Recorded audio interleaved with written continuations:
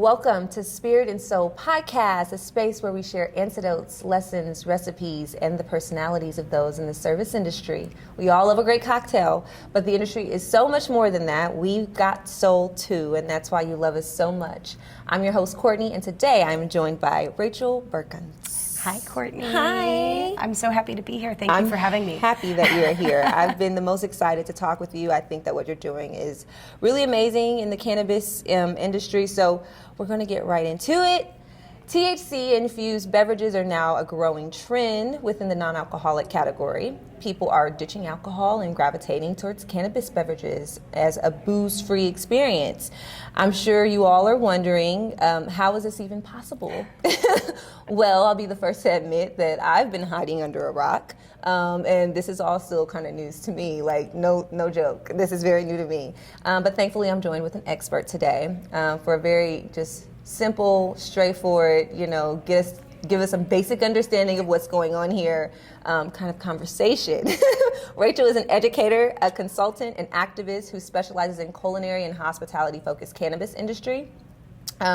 She and other industry leaders are definitely moving and shaking things up, so I'm excited to see what's on the horizon for this category.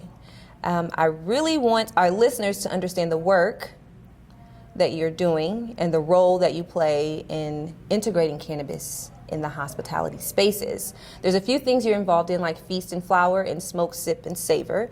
I'd love for you to give us more insight on the work you do with cannabis brands and your lobbying efforts with this. Well, I personally am not a lobbyist, but Okay. I do work with all of the organizations and many of the brands who are very actively spending their dollars right now trying to not only preserve their ability to operate in this very interesting category, but also give the category really an opportunity to grow and change, because this is all happening very much in real time.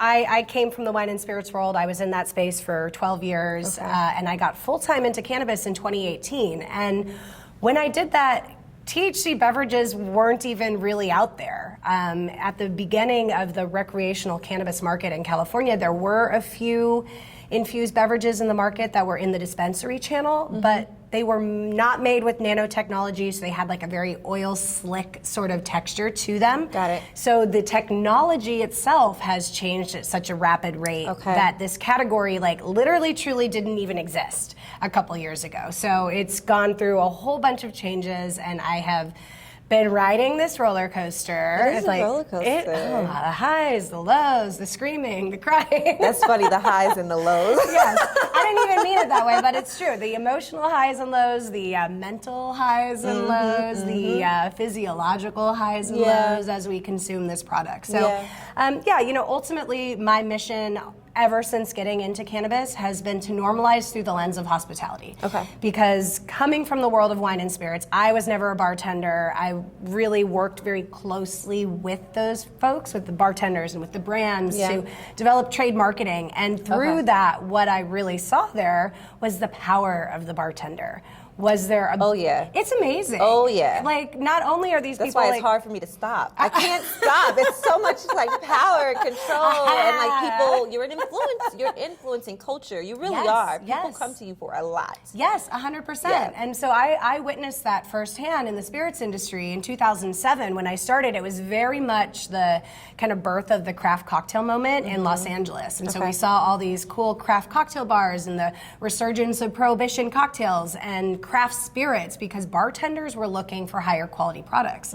They wanted something that would be able to tell a story to their guests, and they wanted to be able to reach for something other than just the standard bottle on the back bar. So that really gave a whole new opportunity for brands to step into that space, tell their unique story, and then let the bartender be the ambassador for new and emerging categories like agave spirits. It used to just be like tequila, question mark. Now there's like mezcal, sotol. Exactly. I just tried something today. They're making vodka from agave now. Did you know that? I did not, but let's do it. Crazy, so much. Let's do it. I really believe that THC beverages have the opportunity to be part of that next wave for bartenders to give their guests an entirely new experience. And that's what's so special about cannabis broadly, is that cannabis is an experience. When you consume cannabis, it's not just about what the product is, but it's all these things. It's the set and setting, it's who you're with, it's what you're listening to, it's the vibe you create in a bar is very similar to the way you can create a vibe and an experience around cannabis. And cannabis can enhance and support all of those things. So it has a real opportunity to be a hospitality-led experiential add-on for bars and for restaurants if and when they're able to start serving these products. So getting to that place and dealing with all of the regulatory landscapes and hurdles and changes that are kind of stopping that from reaching mainstream acceptance right now is where we are riding that roller coaster. Got you. So there's a lot that's happened. I started mostly by focusing on the regulated cannabis lounge channel. So I was working on projects in the city of West Hollywood in Los Angeles for several years because they issued licenses for the on-site consumption of cannabis. So I was working with these groups to develop what those hospitality-led systems of service could look like for safe consumption, education around the plant. Which is important. Yeah. So important. Yeah. I mean, this is something that many folks, you know, they maybe had an experience once or twice in college, or they don't know anything about it, or they're scared of it, or they've maybe just started to dabble and they really don't know the full ability and capabilities of this plant, because it is a miraculous plant and we're still just really even learning about it from a scientific perspective. What you're doing, I just hearing you talk about it, I'm like, you have to be immersed in it, and it's a lot. You're doing a lot of work. It's a lot. To even stay up to date with all the changes that's happening with the legislation, and then like it's a lot for me to process. So I'm like, how are you doing like this? I said, the highs and lows have been very high and very low, but what has really been like a shot in the arm for me has been the emergence of the THC beverage category, because while I've spent, the past 8 years being like, cannabis hospitality, I swear, you guys, it's going to be a thing. It's going to be a thing. And it was like roadblock after roadblock after hurdle after hurdle. Suddenly, within the past 2 years, those doors have opened because we have now been able to actually bring THC from hemp into bars and restaurants in markets all across the country. So that gives a real place for the hospitality piece of all this to have legs. Because so much of kind of cannabis hospitality has lived in the realm of like private events and pop-ups, and those are very challenging to execute. There's very slim margin on it. There's like really no economy of scale in terms of being able to operate that. And that's what I spent about half of my career in cannabis trying to do. And so that was also really hard. So now to be able to... With altered plates. With altered plates, Okay. yeah. So in 2016, I started a company with my brother, Chef Holden Jagger, who at the time he was working at Soho House in Los Angeles, and I had just kind of moved into cannabis from the wine and spirits world, and we started to explore what those systems of service would look like, but we were primarily working with flower. So we would actually treat flower like wine, and we would do very intentional pairings with all of our dishes. And for our listeners, what's the comparison with wine and weed? Like, oh my gosh. Like on the basic term, There's a lot. Okay, it's not basic. There's actually a lot of similarities if you're looking at these both as kind of agricultural products. And that's actually how I really got into cannabis, because I went up to Humboldt and I started meeting with some of these cultivators, and they were talking about terroir. They were talking about cannabis in the exact same way that the winemakers I had been working with were talking about wine. And so I didn't really know anything about cannabis at that time, and my brother, he was very informed, and so on our drive from Humboldt back to Oakland to get back on an airplane to LA, he gave me kind of like the cannabis 101. And from there, we began to explore ourselves what microclimates could look like, what the terroir piece of this could look like. Compounds in cannabis, like terpenes, are also present in foods and beverage, but we also talk about them in wine. So, there is a lot of similarities. I think that sometimes people in the cannabis industry maybe lean in on that a little hard because there are also some differences in the plant. A vine is something that grows for years and years and years and years. It goes dormant every year, but the cannabis plant starts fresh every year. So while it does have a sense of place attached to that, and there are nuances to like sight that get included in the way that the plant ends up expressing itself. It's just not quite as terroir driven. Okay. That said, climate, region, all of those things 100% impact the way that a certain variety may express itself. That's interesting. Yeah, there's actually, there's a competition, and they're in several markets across the country called the Grow Off. And what they do is they'll send one genetic expression of the plant to various producers all across the state, and they're like, grow it how you want. So some people will grow it in indoor cultivation, some might do a greenhouse, and some will do sun-grown, and various spots within their plot of their sun-grown land. And they then run the plants just for terpene testing and for cannabinoid profile, and they try to, sort of scientifically figure out what's the most robust expression of that specific cultivar. And it's really amazing the variety you get. So the way in which all of these products are cultivated and the operations that surround the cultivation technique used really impact all of that. And they also use similar cultivation techniques sometimes. Dry farming. That's something that we definitely talk a lot about in wine. And there are farmers who dry farm cannabis, meaning they don't add any water. So the plant struggles to pull up water from the earth, from the water table, and in that struggle, it actually enhances the overall flavor profile and the terpenes and the cannabinoids. So stressed out plants, whether it's a grapevine or whether it's a cannabis plant, can both really benefit from some of those sort of similar cultivation techniques. So there's a lot there. There is definitely a lot of similarities. There is. Thank you for explaining that. That's really interesting, and I feel like you're giving a lot of people more understanding of like how versatile the plant is, and also like how many similarities it has with like things that we're very familiar with. Yes. So I think just even that, you are an educator naturally, so I think you're educating us right now. You're educating me, so I appreciate it. Thank you. I'm happy to do my part. Yeah. So back to Altered Plates. Yes. Which is where I know you hosted experiences. We had the pleasure of joining you at your dinner. You hosted a no-low high dinner, and it was really cool to kind of like meet some of the different companies that are making these really cool products. And having them explain it and just learning more about that market and that category. That was very cool. Yes, I'm very glad that you were able to join us for that. That was really special. So that no, low, and high dinner, first of all, I want to say that right now we're at Tales of the Cocktail. So to be able to even be here after coming to Tales of the Cocktail for so many years and now being able to talk about THC that is really beverages, cool. It's like such a mind-blowing moment for me. Congratulations for you. Thank That you. is. It's like these kind of wins that really just like, okay, thank you. Somebody's listening. Please. Yeah, because I really, I have been on that little, not even a roller coaster. It's like whatever's on the back of the train. Yeah. You have not even the caboose. Like the one where you have to like pump the thing, Not familiar.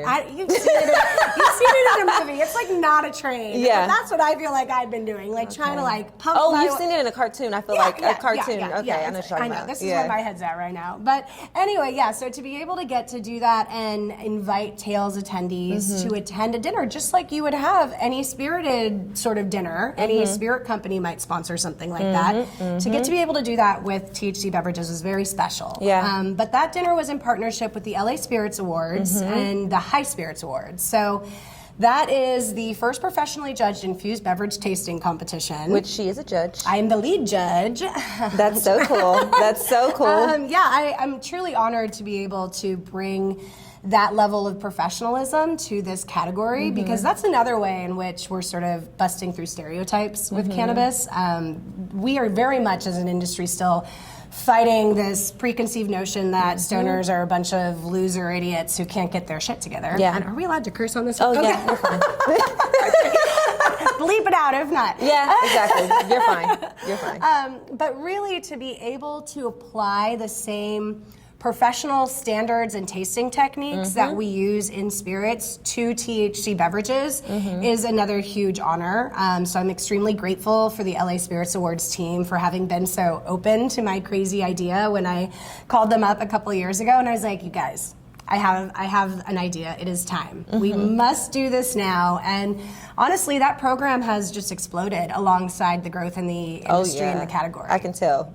There's a lot happening. There is. And you know what? Like, to get to do that in beverage makes perfect sense because everyone understands beverages. Beverages can really be, in my opinion, the tip of the spear for normalization in a much broader way than we're going to see with something like flour. I love flour. I love talking about all of the ways in which it can be expressive and similar to these other agricultural products that we love.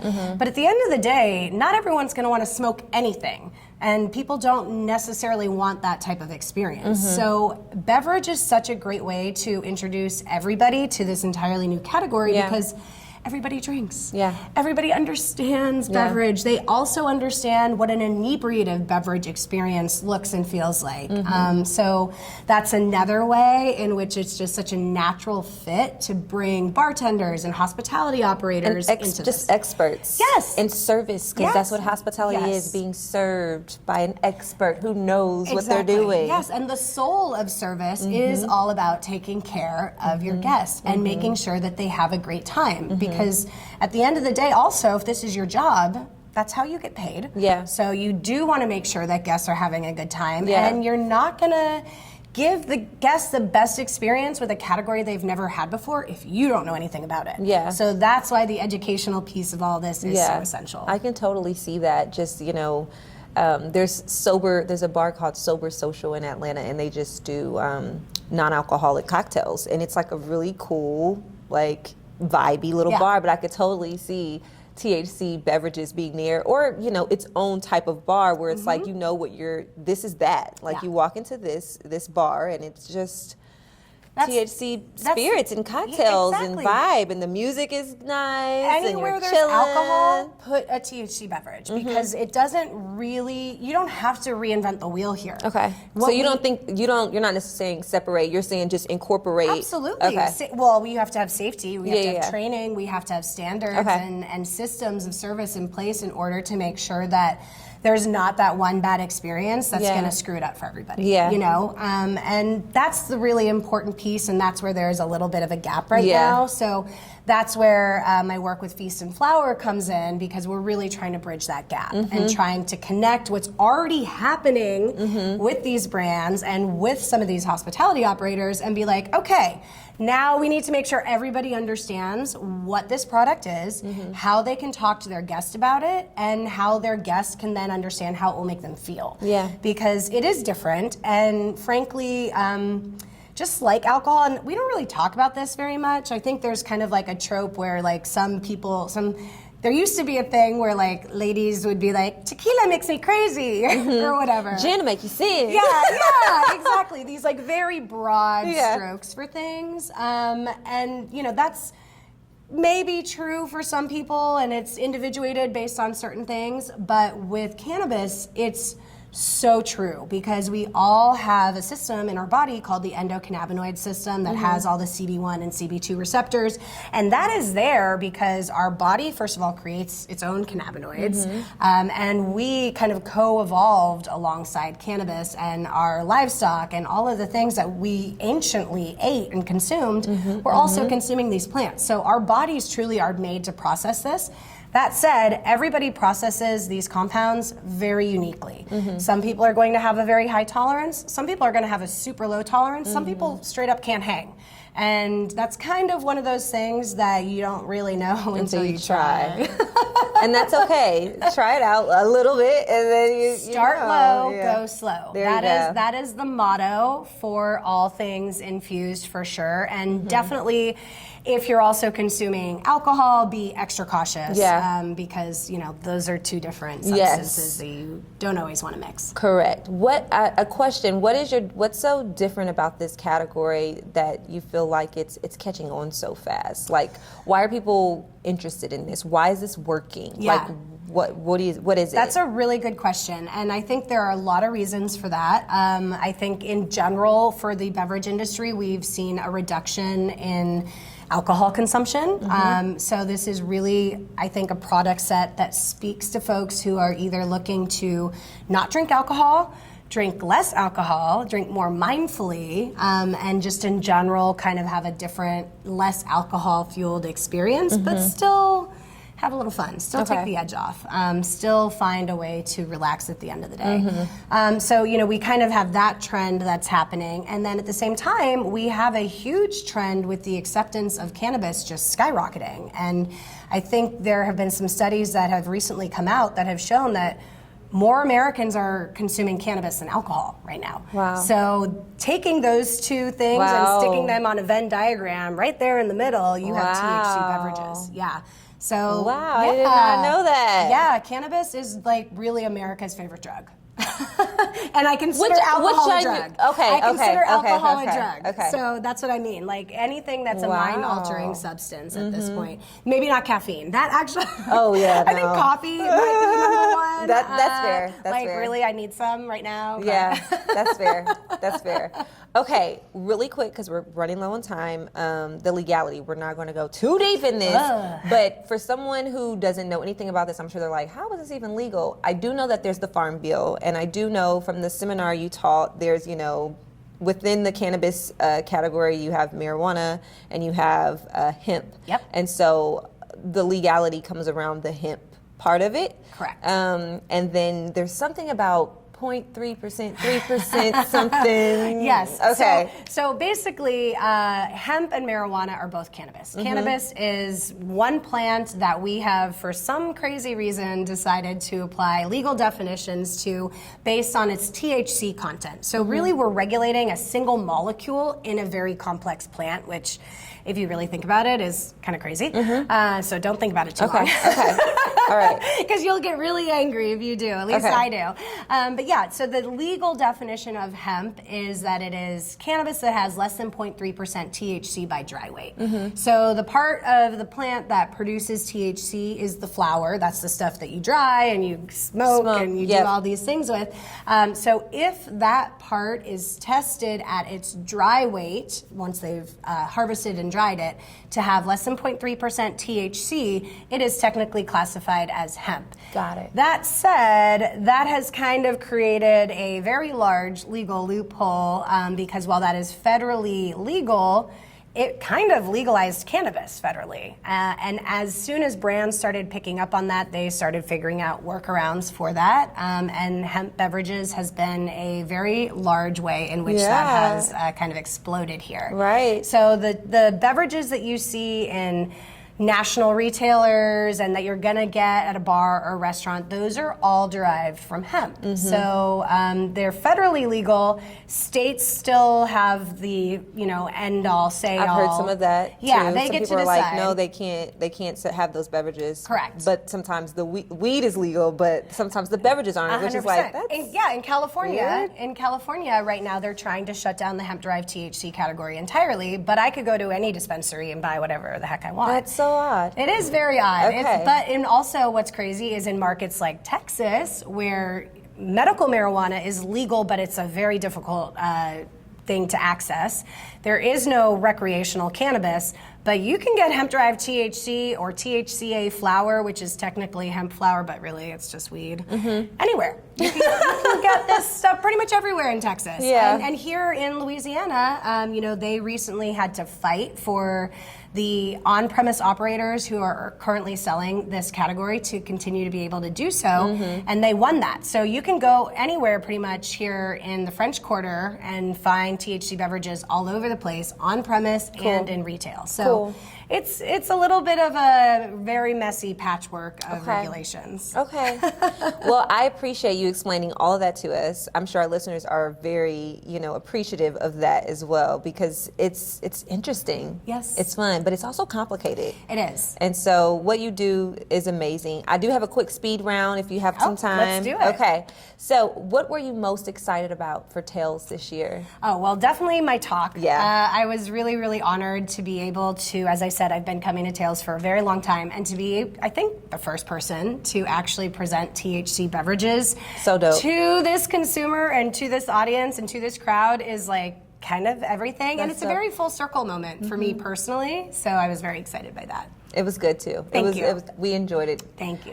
What's some of your favorites right now within the category? Do you have any I have recommendations? so many. I have so many. And I'm not going to show any favoritism, so I'm going to start by talking about the 3 that we had at our dinner the other day, because I think those are all excellent, high-quality products. Those were all gold medal winners or platinum medal winners or best in show, I think, some of them, for the High Spirits Awards. So we had Loyal Oils, which is really designed to be kind of as a simple syrup almost. They have wonderful selection of flavors. Their amaretto, oh my God.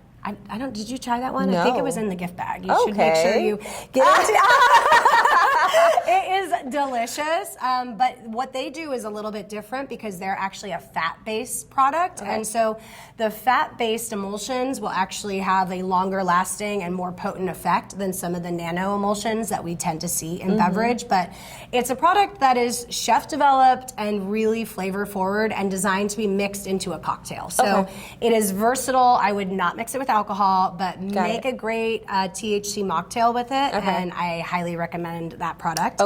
And then another, I'll just quickly mention the other 2, Louie Louie and Crescent 9 Canna are both local New Orleans brands. And they are both phenomenal. I have been a Louie Louie fan for a very long time. I got to sit next to one of the owners of that. They're good people. Yeah, really good people. They explained a lot throughout the dinner. I had a lot of questions. So, you know, those are, I think, just some excellent and a great example also of like what local can look like too with this category, just like we see in spirits, just like we see with other beverages. Last question. What's one of your favorite places? You say you come here a lot to dine, or maybe a favorite dish while you're here in New Orleans. You know, this is going to get me some haters, but I am a vegetarian, so New Orleans is a little bit of a nightmare for me. There's not vegan options? There is. There's not a lot in the quarter, and it's not really you know, it's all very porky and shellfishy. And so I don't have a great answer to that, but I went to a very unique Thai restaurant yesterday and had some boat noodle soup. That was delicious. Really? I can't remember what it's called though, so that's a terrible.